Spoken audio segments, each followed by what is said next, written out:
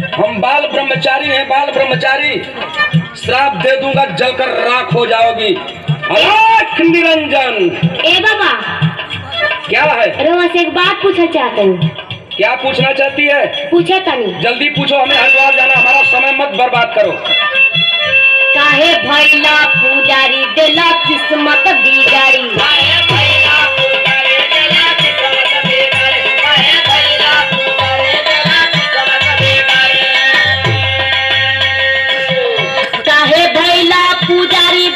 किस्मत बिगाड़ी कर हमारा से यारी दुपहरिया